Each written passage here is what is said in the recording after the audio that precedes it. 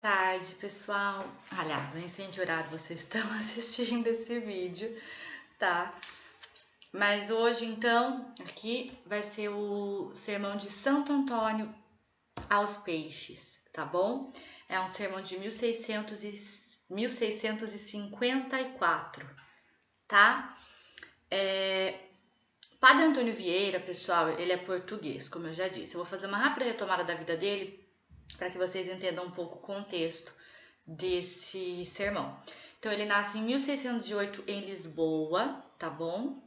Aos 6 anos, ele vem para o Brasil, para Bahia mais especificamente, tá bom?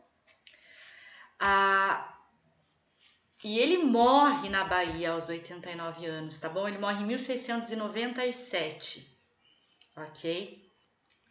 Em 1633, a gente vai ter a primeira pregação do Padre Antônio Vieira, tá bom? A primeira vez que ele vai pregar para um público. Em 1641, ele parte para Portugal e passa um tempo lá, uma temporada lá. Ele só retorna para o Brasil em 1652. Só que agora ele vai para o Maranhão, tá bom? Em que ele vai desenvolver o papel ali de missionário. Ele era um jesuíta, tá bom? Bom, aí, esse sermão aqui de Santo Antônio aos Peixes, ele vai ser pregado pelo Padre Antônio Vieira em 13 de junho de 1654. Por isso recebe esse título, porque 13 de junho é comemorado o dia de Santo Antônio, tá bom? Ele vai ser pregado no Maranhão, nas vésperas de uma viagem que o Padre Antônio Vieira ia fazer para Lisboa, tá bom? Qual era a intenção dessa viagem para Lisboa? Ele iria lutar, ele ia propor e tentar obter novas leis para os índios, leis mais justas para esses índios. Afinal, ele era um jesuíta, era dos índios que ele cuidava, era os índios quem ele educava, tá bom? Então ele vai ter esse forte engajamento com a questão indígena, tá legal? Bom, e o sermão, esse sermão, ele é um sermão em forma de alegoria, tá bom? Por quê? Porque você fala sobre uma coisa, você usa uma representação para falar sobre outra coisa. Então, ele, no sermão, dirige-se aos peixes, mas na verdade é aos homens a quem ele está se dirigindo, tá? Então, ele usa essa representação dos peixes, essa imagem dos peixes, representando, na verdade, os homens. É disso que se trata a alegoria. Eu uso uma forma ali, uso uma imagem, uma representação, para, na verdade, falar sobre outra coisa, tá? Então, os peixes estão aí representando os homens neste sermão. Ok. No vídeo sobre o sermão da 60ª, eu expliquei melhor sobre a questão do exórdio, do desenvolvimento e da conclusão. Mas, então dá uma olhadinha lá quem não viu, tá? Bom, no exórdio, ou seja, que é uma espécie de introdução, o Padre Antônio Vieira vai usar essa fala: vós sois o sal da terra. E ele vai utilizar durante todo o seu discurso: vós sois o sal da terra.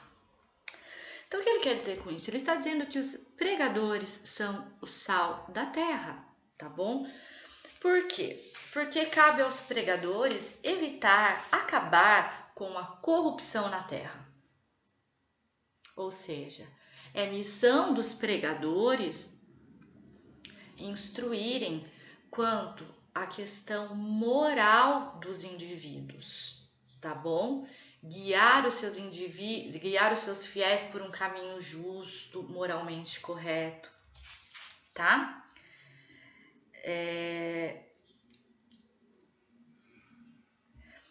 E ele diz o seguinte, então: se na terra ninguém escuta o que os pregadores estão falando, Os homens não escutam? Vamos pregar para os peixes, tá? O importante é que a gente pregue e leve a palavra de Deus. Os homens não vão escutar? Vamos fazer a nossa parte, vamos pregar para os peixes então, só não podemos desistir da nossa missão, tá? Agora eu preciso ler um trechinho para vocês, para ilustrar isso que eu acabei de falar. Vós, diz Cristo, Senhor nosso, falando com os pregadores, sois o sal da terra, e chama-lhe sal da terra, porque quer que façam na terra o que o sal faz. O efeito do sal é impedir a corrupção, mas quando a terra se vê tão corrupta como está a nossa, havendo tantos nela que têm ofício de sal, qual será ou qual pode ser a causa desta corrupção? Bom, então o que ele diz aqui? Se nós temos tantos pregadores levando a palavra de Deus, ensinando o comportamento daquilo que é certo, daquilo que é errado, daquilo que é virtuoso, que é cristão, por que continua a existir tanta corrupção? Tanta imoralidade, tá? É sobre isso que o Padre Antônio Vieira fala nesse sermão, tá? Lembra que ele sempre joga uma questãozinha aí no exórdio? Essa é a questão. Se temos pregadores, o que está acontecendo que a corrupção continua aí prevalecendo sobre as justiças, tá bom? Sobre aquilo que é justo, correto. Aí no desenvolvimento, o que ele vai fazer para a gente? Ele vai exaltar as qualidades dos peixes. Na verdade, mostrando para a gente que essas são as qualidades que deveria ter um ser humano, essas são as virtudes. Então, a virtude, né, que ele vai aí, essa qualidade que ele vai exaltar é a questão da obediência e do respeito. Vou ler para vocês o trechinho para ilustrar. Muito louvor mereceis, peixes, por este respeito e devoção que tivestes aos pregadores da palavra de Deus. E tanto mais quanto não foi só esta vez em que assim o fizestes. E a Jonas, pregador do mesmo Deus, embarcado em um navio, quando se levantou aquela grande tempestade, e como o trataram os homens, como o trataram os peixes. Os homens lançaram-no ao mar a ser comido dos peixes. E o peixe que o comeu levou-o às praias de Nínive, para que lá pregasse e salvasse aqueles homens. É possível que os peixes ajudam a salvação dos homens, e os homens lançam ao mar os ministros da salvação? Vede, peixes, e não vos venha vanglória, quanto melhores sois que os homens. Os homens tiveram entranhas para deitar Jonas ao mar, e o peixe recolheu as entranhas a Jonas, para o levar vivo à terra. Ele vai usar dessa história bem famosa da Bíblia, que é a do Jonas, para dizer que os peixes têm mais respeito e mais obediência diante da palavra de Deus levada pelos pregadores, pelos ministros da palavra, do que os próprios homens, porque ele diz: o que aconteceu? O Jonas foi jogado ao mar por homens. Porém, de que forma o Jonas se salva? Gente, eu sou meio leiga na Bíblia assim, mas até onde eu conheço da história, o Jonas acaba indo para dentro de uma baleia, tá? Que é o peixe grande aí que ele diz. E estando dentro da baleia, ele está protegido dessa tempestade no alto mar. E é dessa forma que ele consegue chegar até a areia. Então ele foi salvo por um peixe, mas quem o jogou ao mar ou colocou em perigo foram os homens. Então ele está dizendo que os homens deveriam ser mais respeitosos, mais obedientes. Tá legal? Inclusive essa história é muito famosa, a gente tem aí a adaptação do Pinóquio, né? Beleza. Aí ele vai, isso serão as qualidades que ele vai exaltar nos peixes, querendo dizer para os homens que eles deveriam ter essas mesmas qualidades. Mas ele também vai fazer o quê? Ele vai repreender e vai criticar os vícios, os pecados, como a soberba, a arrogância, a pretensão, o orgulho, o oportunismo principalmente, tá bom? E aí, quando ele está retratando esses defeitos, qual é o pior defeito, o principal defeito que ele vai retratar nos peixes, que na verdade é um defeito dos homens, tá? Mas que cabe aí essa alegoria dos peixes muito bem, que eu achei genial essa construção, já vou ler para vocês. Mas o que ele fala? Que os peixes devoram uns aos outros, gente. E pior são os maiores que devoram os menores. Ou seja, o que o padre Antônio Vieira está falando para gente? Sobre homens devorando homens.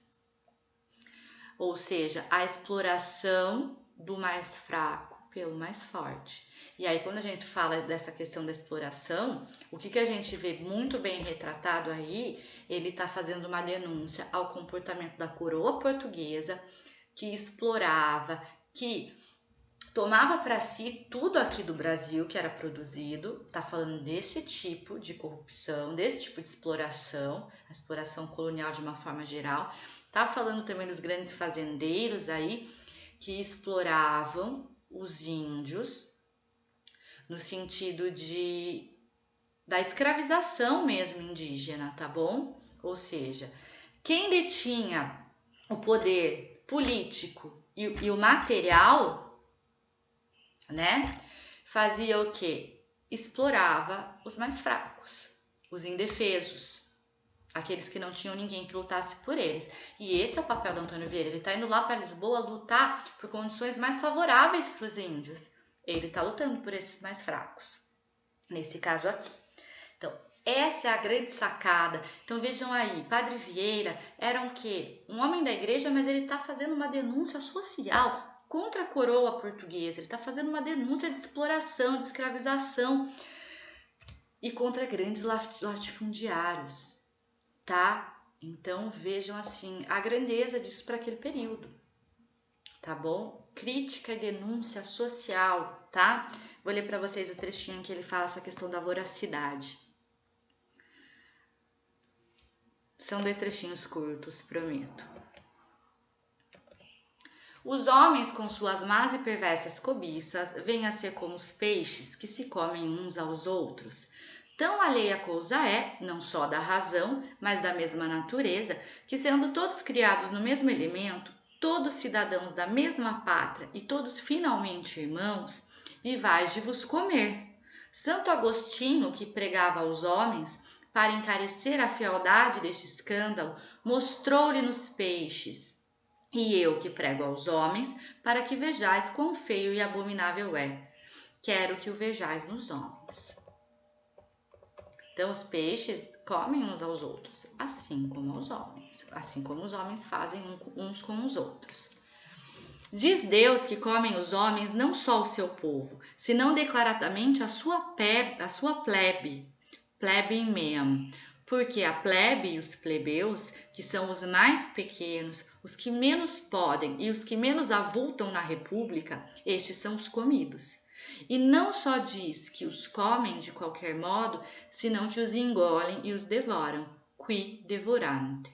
Porque os grandes, que têm o mando das cidades e das províncias, não se contentam a sua fome de comer os pequenos um por um, ou poucos a poucos, senão que devoram e engolem os povos inteiros. Então ele está falando que além dessa exploração acontecer por parte da coroa portuguesa, né, dos colonizadores, por parte dos latifundiários, não é que eles vão lá e exploram uma pessoa. Eles fazem uma exploração em massa e coletiva. Essa é a forma de devorar, tá? Bom, aí assim, resumindo então, né? Ele usa a alegoria dos peixes para declarar o quê? Para representar a exploração do homem pelo homem, tá bom? Principalmente a questão da escravidão indígena, que era o povo pelo qual ele lutava, tá? Ele vai ressaltar também a importância da pregação, ou seja, para acabar com a corrupção da terra, nós pregadores precisamos levar nossa palavra ao povo, mesmo que eles não nos escutem. Nós precisamos tentar levar essa palavra. Que mais? A gente percebe que além da alegoria, ele usa também ironia nesse discurso, tá? Que é a chave para gerar uma reflexão no leitor, no ouvinte, no caso, né? No momento em que ele pregou. Ou seja, é importantíssimo, né? A alegoria para que se entenda uma história e a ironia para que se critique uma sociedade. Então, isso vai gerar reflexão naqueles que escutam. Vós sois o sal da terra. Vós sois o sal da terra. É o quê? É um chamado à participação ativa da vida cristã. Então, além dele convocar os pregadores para não desistirem de seus fiéis e continuarem pregando, para lutarem mesmo que seja contra os peixes grandes, ele vai convidar também o fiel. Você que está escutando o meu sermão, você que vem à igreja, você também é o sal da terra. Tá bom? Ou seja, o sal aqui vem representando como vem representando aquilo que acaba com a corrupção da terra, conservando, portanto, a união com o Deus e dando gosto, trazendo virtudes para a vida, rendendo bons frutos para a nossa terra, tá? Então, a preocupação social aqui, ela é retratada a partir da alegoria dos vícios e virtudes. Tá bom? Dos peixes, mas aqui na verdade são os vícios e virtudes humanas. Tá bom? O que mais eu precisava falar para vocês? Aqui basicamente ele diz sobre a competição capitalista. Só para fechar, gente, prometo. Competição capitalista por quê? A grandeza de cada um na sociedade tem valor relativo, ok? Por quê? Os colonos do Maranhão escravizavam os índios porque se consideravam superiores aos índios. Davam a esse índio um valor menor porque os considerava inferiores. Então, percebam que na competição capitalista o valor de cada ser humano é relativo. E é essa a grande crítica do Padre Antônio Vieira. Ok, gente, gosto muito, eu acho um dos mais difíceis, na verdade, um dos sermões mais difíceis dos 4, mas é uma leitura que vale a pena, é uma crítica muito interessante, né, da forma como ele constrói, e ver um homem da igreja criticando isso. Perceberam também que nos trechinhos que eu li tinha algumas passagens em latim? Isso vai acontecer por todos os sermões do Padre Antônio Vieira. Só terminar aqui para vocês, pessoal, com um trecho para encerrar. Considerai pegadores vivos, como morreram os outros que se pegaram aquele peixe grande. E por quê? O tubarão morreu porque comeu, e eles morreram pelo que não comeram. Pode haver maior ignorância que morrer pela fome e boca alheia? Que morra o tubarão porque comeu, matou a sua gula, mas que morra o pegador pelo que não comeu. É a maior desgraça que se pode imaginar. Ou seja, a partir da exploração, uns conquistam tudo, outros ficam sem nada. É isso, pessoal. Espero que tenham gostado. Um beijo!